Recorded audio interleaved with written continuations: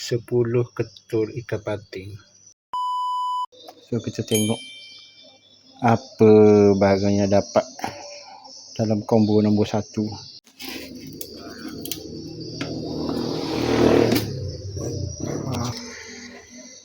Satu, dua, kepala, satu, kepala, dua, tiga, empat,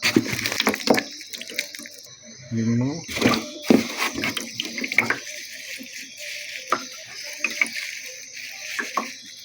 ni hasilnya dah kosong. So dapat semua 10 ketul ikan patin.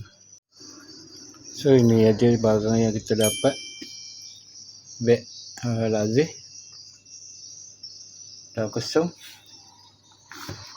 Pes pais tempoyak, pes gulai, dan sambal hitam.